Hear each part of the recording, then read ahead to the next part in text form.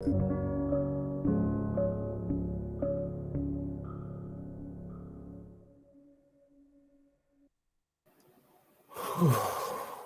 peaceful, so peaceful. That Yes. was really relaxing. Coming to the end of the day, not.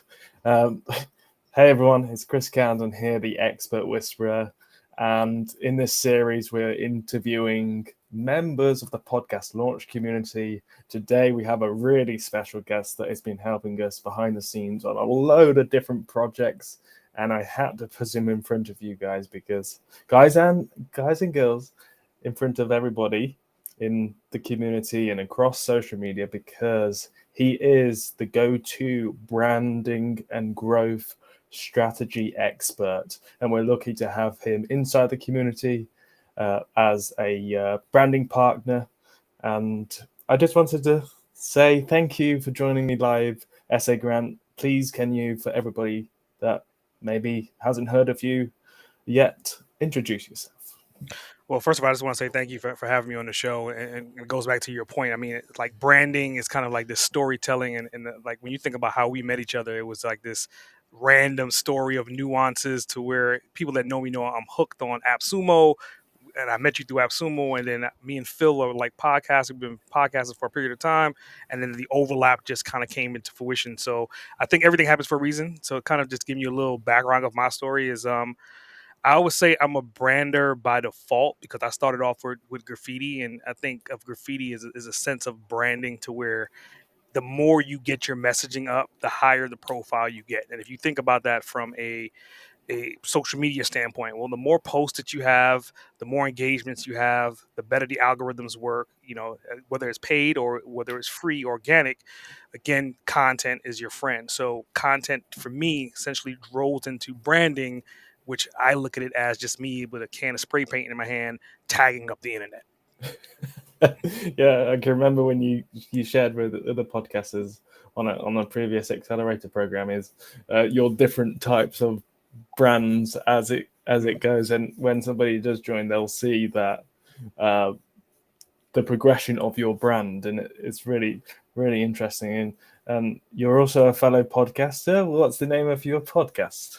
Well, kind of goes back into branding, right? So if you're looking at my screen, if you're looking at my hat, looking at my shirt, and anything else in my background, it'll be Boss and Cage Podcast.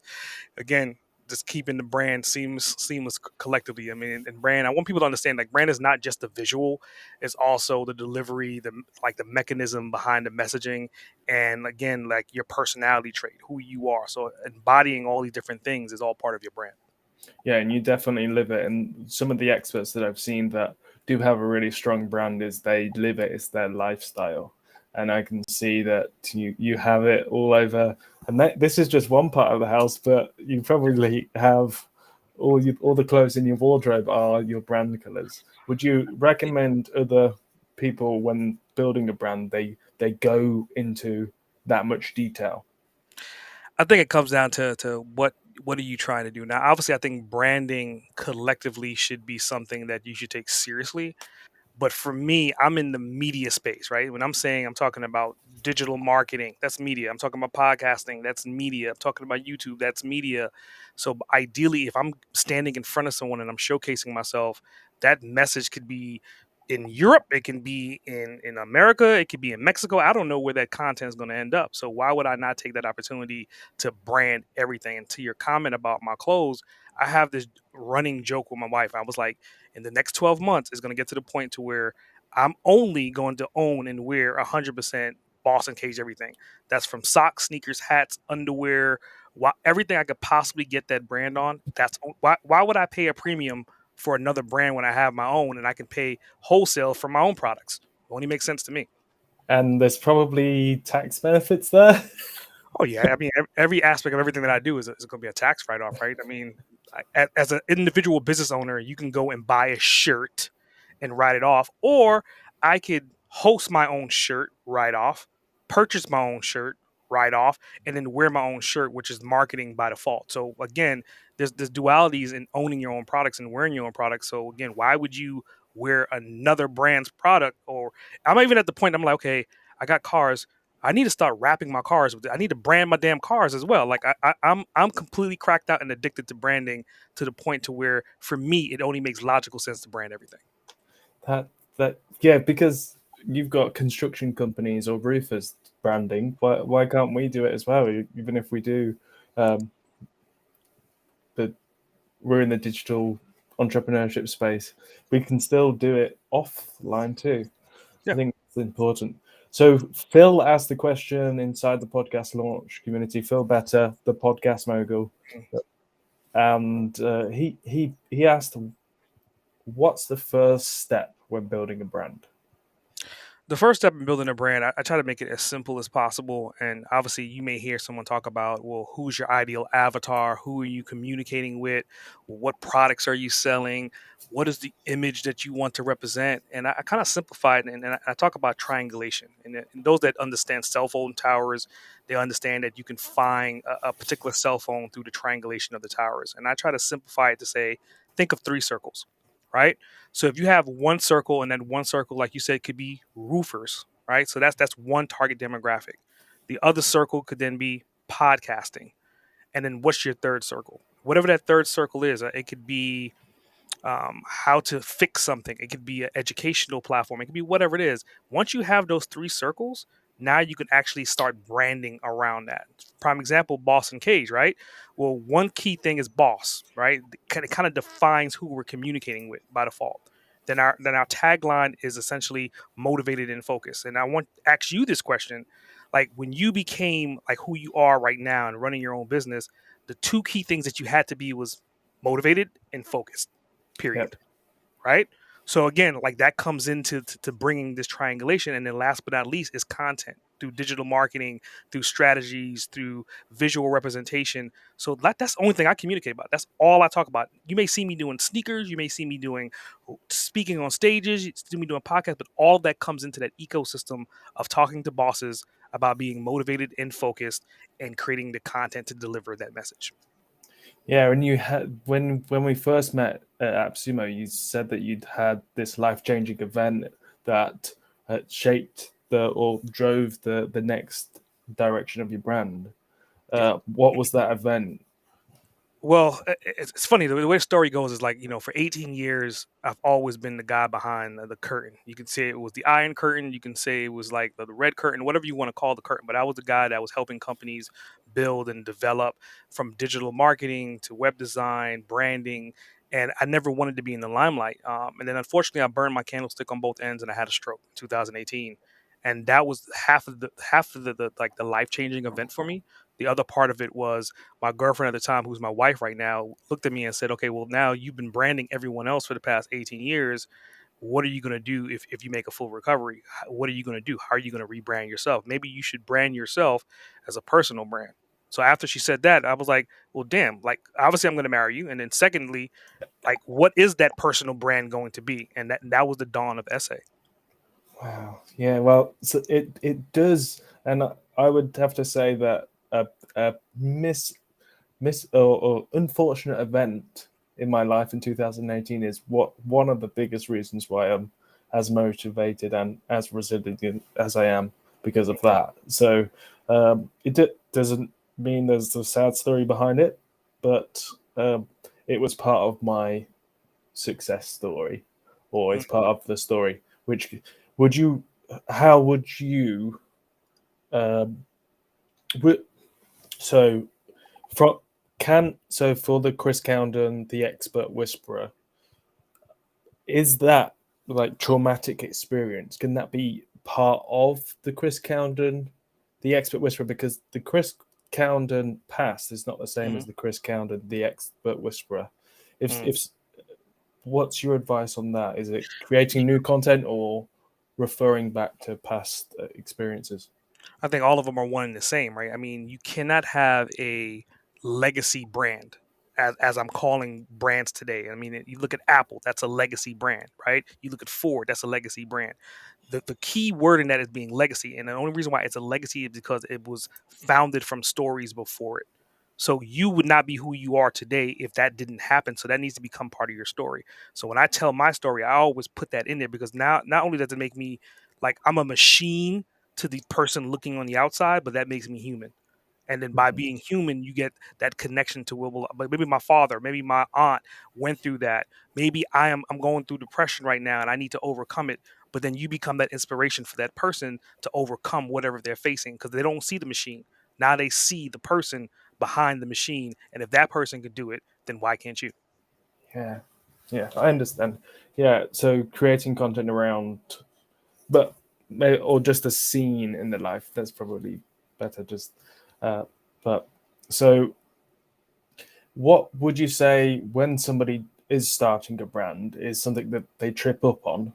And is there an easy fix for that? Oh, let's go back to like the first step of starting a brand is. Yeah, so the first step I would say is figuring out the triangulation, and that triangulation can give you a lot of answers. It can give you your value proposition, it can give you your ideal avatar, it can give you like services that you could render out. And you notice none of that I've said anything about colors, I didn't say anything about fonts, I didn't say anything about iconography, because all of that should be secondary. Again, you could love and like something, right? I could love and like the color, like purple is not my favorite color, right? But again, my brand is purple, and that's for a reason. If I went with my favorite color to be a smart butt, my favorite color is clear.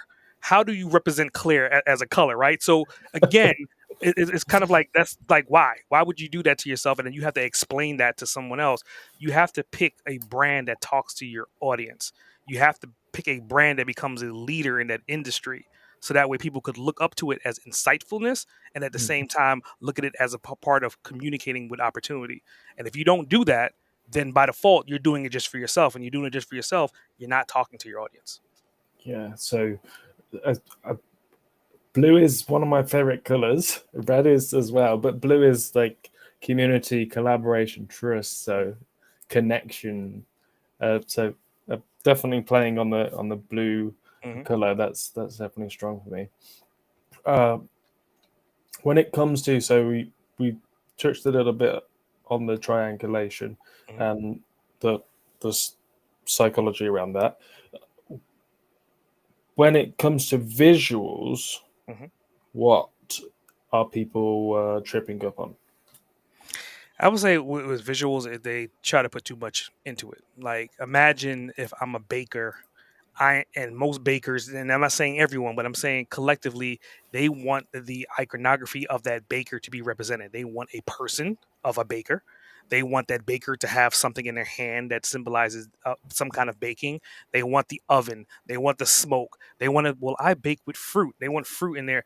And they're just stacking on and stacking on. They're making it so complex that they're losing the messaging, because now they're stuck just being the baker that looks like that cooks that apple pie, but they may have other things besides apple pie. But in your illustration, you're only showing an apple pie, and by default, human nature is going to look at it and be like, "Oh, I'm going to get apple pie from that person." But the thing that they really like to bake is cheesecake. So why the hell did you have an apple pie in your damn logo?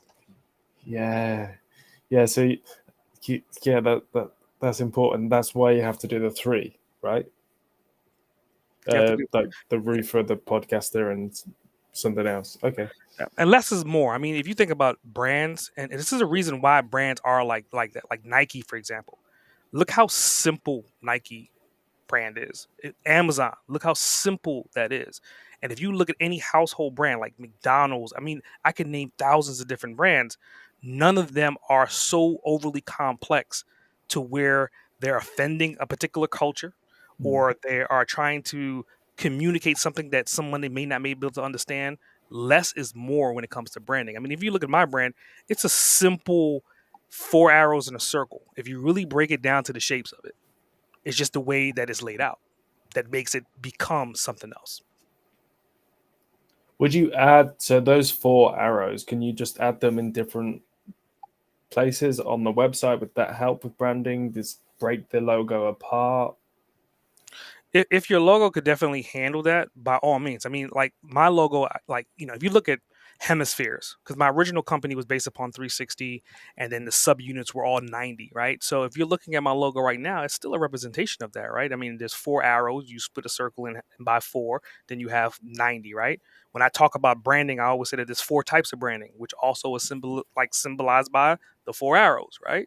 So if I'm talking about a personal brand, a business brand, a product brand, or a service brand, I can keep doing these reiterations of my brand in what I do as a service by talking about the brand identity itself. So if you have like a 4-step formula or 4 tips, you can play on the number 4, and 4 is Correct. part of the brand. Okay. Correct.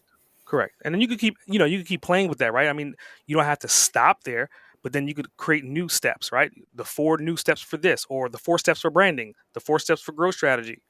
Combine, they're 8 steps, but you divide and conquer them to make smaller bites. Yeah.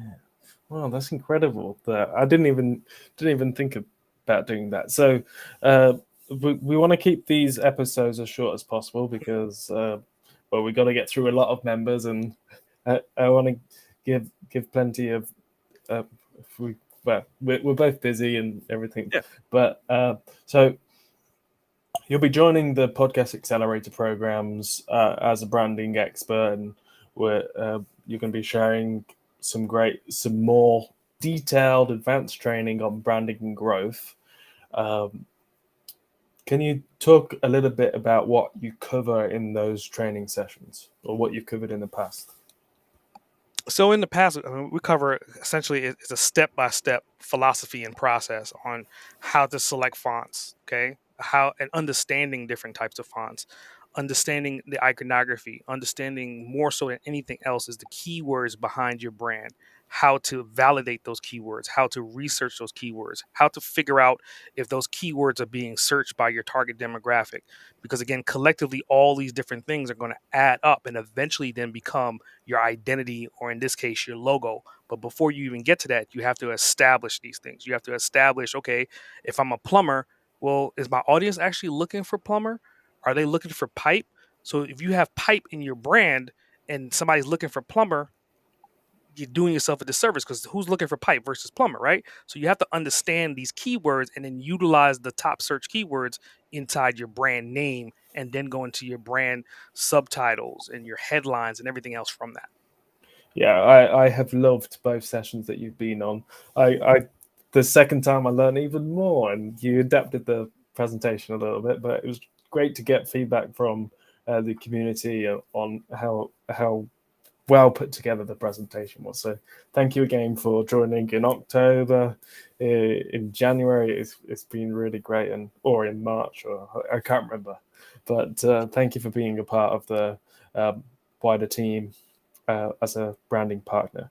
So in the week, we touched briefly on a special bonus that they get if they join the Podcast Accelerator Programs, and that is your 1-hour branding and growth consultation. Can you touch on that a little bit, please, and what's covered? Yeah, so I mean, with that's the seed for everything. I mean, somebody may come to a person and say, "Hey, I need a website, or I need a logo."